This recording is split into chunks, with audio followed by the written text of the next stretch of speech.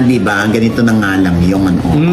Dahil nga, itong si Mark Heras ay feeling ko lang naman ito. Naku, yung mga feeling mong ganyan, minsan may source eh. Huwag ka nga hingianan.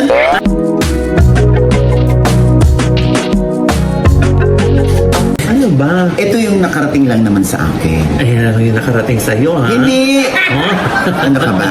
Talent manager na si OG Diaz, ibinuking ang totoong kwento sa pag-iyak ng aktor na si Mark Heras.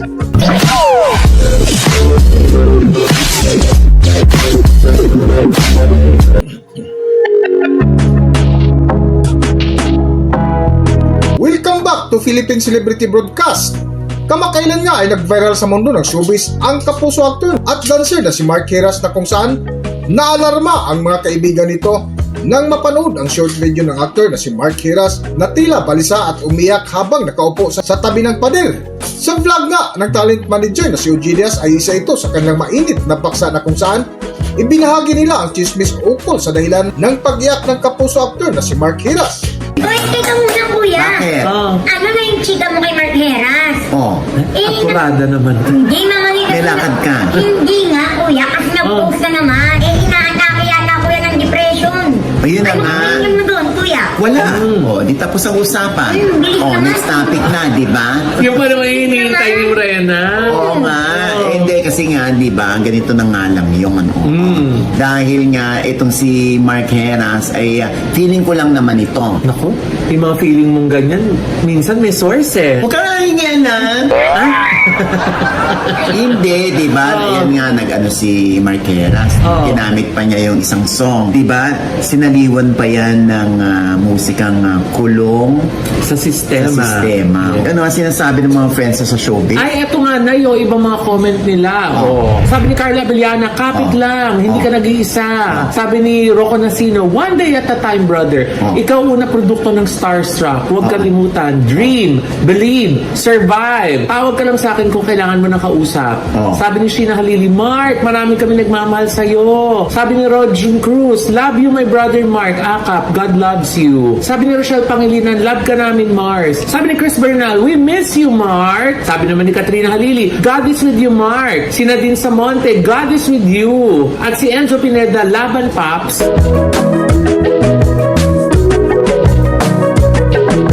Sa patuloy nga ng paksa ni OG Diaz ay binahagi nila ang balita na kanilang nasagap mula sa showbiz insider na kanilang nakuha. Ano ba nangyari na? Bakit ba post siya ng ganong klaseng video? Eh, teka muna Mamaloy. Anong nangyari agad? Bakit parang puro encouragement lang yan Mamaloy? Wala man lang gustong tumulong. Katulad Mamaloy ng apaw-tangin kita, gusto ko bigyan ng tulong, ng pera, yung mga ganun. Ba't naman yun yung naisip mo, Rena? Eh, Mamaloy mo kung ng pera si Mark eh. Manguhula ka ba, Mre? Manguhula ka? Bakit kuya? Tama ba hula ko? Ano ba? Ito yung nakarating lang naman sa akin. Ayan, yung nakarating sa'yo, ha? Hindi! Ano ka ba? Siyempre, okay, nag-unfollowan nga itong si Nicole Donesa, yung nanay ng kanyang dalawang anak. Tsaka si Mark, di ba sila ay nagsasama na sa isang bahay? Meron nga sila isang bahay na malaki na hinuhulog-hulugan nila. Na dati, nagko-collab pa sila eh. Meron silang YouTube account. Ngayon, nag-unfollowan sila. So, definitely, wala muna si Mark sa bahay. Hindi ko lang alam kung official lang hiwalay sila. Pero ang alam ko kasi, talagang wala ng racket si Mark.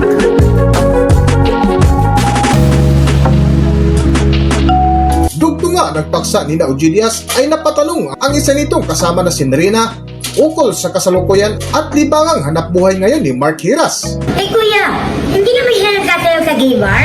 So, sandali naman. Huwag ka kumaka-gay bar ka naman. Entertainment bar. Entertainment bar ka dyan kuya. Eh sino ba mga pupunta doon? Ba mga bakla? Oo. Gay bar? Gaga, may mga babae rin nang pupunta doon. Oo. Hindi kuya, gay bar pa din. Alam mo, talagang pinipilit mo, no? Kasi kuya, may mga nagsasayaw na lalaki doon eh. Nagsasayaw lang yung lalaki, gay bar na. Oo kuya, anong tingin mo doon? Wire. Ano pala sagot ka ng lilit?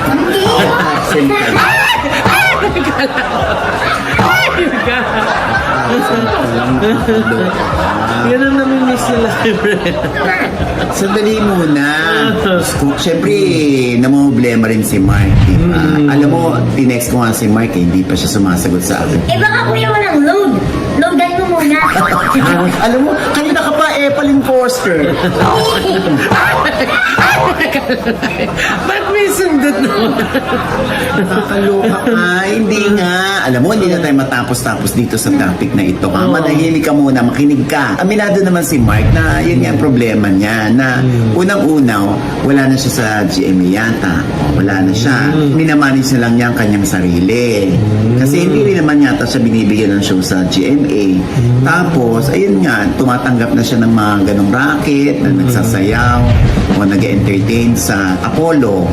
Pero hindi naman talaga siya pumapatol sa bading. Kasi nga, yan naman ang maipagmamalaki ni Mark. Na walang kahit sino makakapagsabi na tumihaya siya sa bading. Kahit walang-wala raw siya. Kasi ang tingin niya nga dyan ay parang syempre, yung mga magulang niya ay pawang mga bading na namatay na.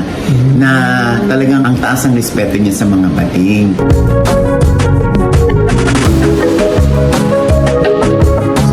Ng paksa ni Ogie Diaz ay binuking nito ang isa sa mga nakatagong problema ngayon ni Mark Heras na tila matindi ang kasalukuyang pinagdadaanan ngayon sa kanyang buhay. Para sa buong kwento, narito ating panorin at pakinggan ang kwento ni Ogie Diaz. Kaya nga lang, sa pagkakataong ito, na parang walang-wala nang malapitan itong si Mark, no? Kasi nga, syempre, hindi rin naman natin maiaalis na may mga kautangan din si Mark kung kani-kanino na gusto man niyang bayaran, kaya lang wala naman siyang paraan kung paano ito mababayaran. Kaya naman nga, di ba, yung pag-guest niya dun sa Mill Entertainment Club, isang paraan niya yun, di ba, para matugunan yung mga expenses nila, di ba? Yun yung sinabi niya before. Saka guest artist siya din, hindi po siya dun regular na gabi-gabing nandun. Saka hindi naman siya tumitable doon. Oo, yun, exactly. Hindi din siya tumitable. Kung gusto siyang bigyan ng pera ng bading man yan, tatanggapin niya, pero hindi para sumama. Oo, yun naman ang malinaw kay Mark. Kaya lang nga, ito nga, yung mga friends na artista, pinalalakas lang naman ang loob niya. Yes. Kaya huwag ka munang humihirit dyan, Brenna, na bakit walang tumutulong, bakit walang gusto mong pautang, At bakit... saka, baka mamaya na sa private message, di ba? Doon sila nag-uusap. Alam Exactly, na dun- pag-usapan nila sa, sa post. Oo, na doon sila, halika nga rito, mag-usap tayo, ano bang kailangan mo, baka makatulong ko kahit konti. Diba, mga ganyan. Sana lang, Mark, no, huwag kang mawalan ng pag-asa, huwag kang mawalan ng loob, huwag kang panghinaan, kasi talagang dumarating sa buhay ng tao yung mga ganyang eksena, no, na hindi lang naman ikaw ang nakakaramdam ng ganyan, diba? May mga nababalitaan pa tayo na si Mark ay natutulog na lamang sa kotse. Ah, talaga? Oo, kasi minsan hindi raw napapauwi ng bahay o hindi umuwi ng bahay kasi nga kailangan meron siyang dalang pera. Dahil may mga bayarin din. Gusto niyang pilitin na magpakaama kaya lang yung mga resources wala siya. Minsan, gano'n na yun, no? Alat sa, oportunidad. Oo. Minsan, nanggigigil tayo din for opportunities lalo na pag down na down tayo. Oo. Kaya talagang naghahanap talaga tayo ng mga ways and means, di ba? Para matugunan yung mga responsibilidad natin. Oo. Wala naman siyang bisyo, kuya. Ako talaga tinanong mo. Si Mark ang tanongin natin, ayokong sumagot na. Sana nga wala. Diba? Basta dito lang naman ako, Mark, kung gusto mo nang kausap. Oo, kuya. Bakit? Pag ikaw, encouragement lang. O anyway, ganito na lang, no, Mark, no? Kahit konting tulong, matulungan kita, hindi ba? Yes. Oo, at maluloko na lang si Mrena dahil ibinawas ko sa kanya. Yes. Sapat na yung words of encouragement. Ay, Alam mo, dahil ibabawas sa'yo, yan, naniwala ko na sa words of encouragement sa balik kita siya. Ayoko sa'yo, Yan na. nakakaloka ka. Kuya, next na tayo. Baka savings pa ng ano kung madamay dito. ang taray. Oo. Naku, teka lang, nasunugan pa naman to sila Morena. Oo, diba? Parang kailangan din niya ng words of encouragement. Hindi, nabigyan mo na siya ng ref. Thank you, mga lord. Diba? Breath of encouragement. Yun. Hanggang dito na lang muna ang ating video at kung nagustuhan nyo, huwag kalimutan mag-subscribe at pindutin nyo na rin ang notification bell para ma-notify kayo sa ating susunod na video. Maraming salamat!